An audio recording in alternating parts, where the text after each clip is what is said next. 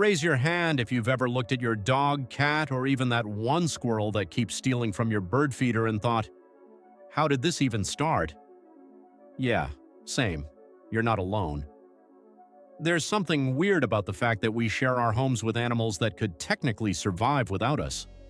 But here's the truth. The relationship between humans and animals isn't some random accident. It's actually one of the oldest partnerships in history. And understanding how it happened? It's simpler than you think.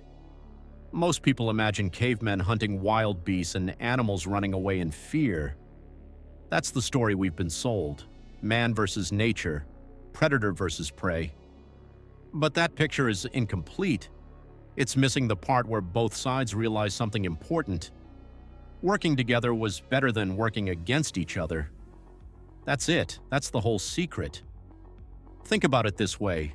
If you're a human living 30,000 years ago, life is hard. You're cold, you're hungry, you're constantly scanning the horizon for danger.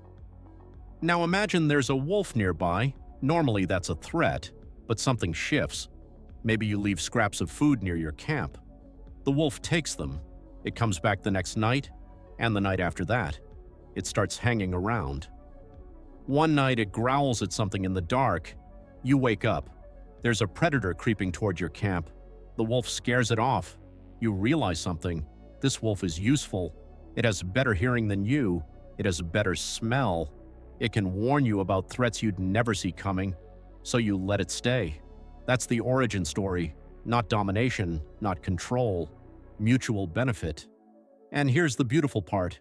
That wolf was probably thinking the same thing. Humans have fire, they have shelter, they have food. If I stay close to them, I eat better, I'm warmer, I'm safer from bigger predators. Both sides saw the value in the other. Both sides chose each other. This isn't speculation, by the way.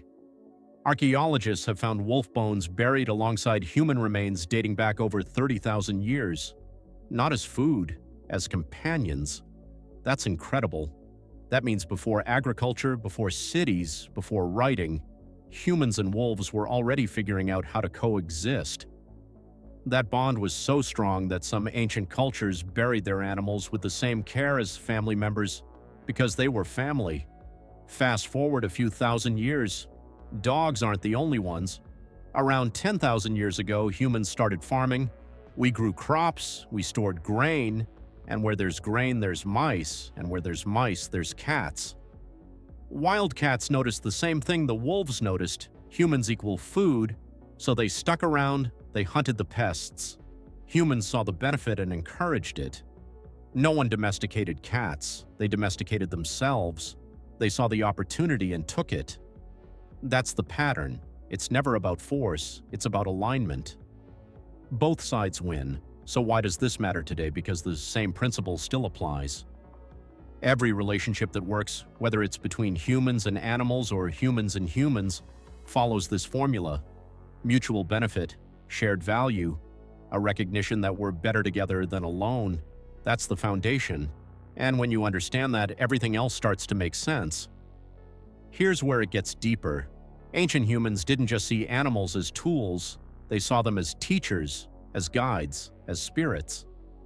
Indigenous cultures around the world have stories about animals showing humans how to hunt, how to heal, how to survive. The bear taught us which plants to eat. The bird taught us where to find water.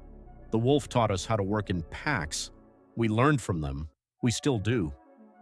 Every time you watch a nature documentary, you're doing exactly what your ancestors did. You're studying animals to understand life better.